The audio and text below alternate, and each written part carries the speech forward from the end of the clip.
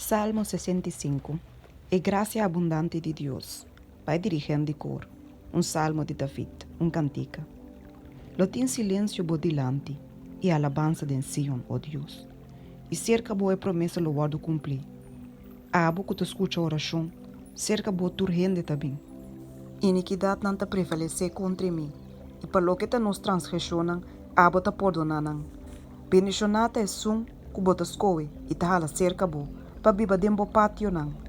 Nós lo queda satisfeito com a bondade de bocas, bo templo santo. Co hecho nan temível bota contestar-nos de justiça. O Deus de nossa salvação. Abo que tai confiança de tua fina de terra, e de elamang de masleu.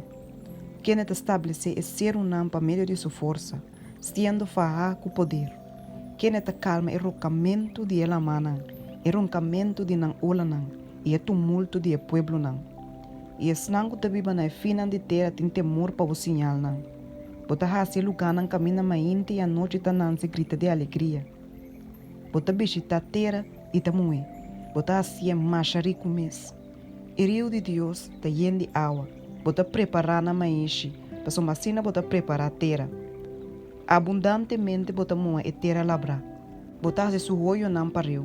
Bota hasi é mólico e obida nan de água. Bota bendicionar su crescimento. Bota corona e anha com boa bondade e boa bereha não ta gotia abundância. E lugar não de erva verde dentro do deserto ta gotia e esse serito não ta fana mesmo alegria.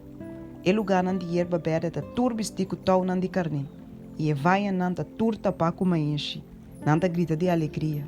Sim, não ta canta.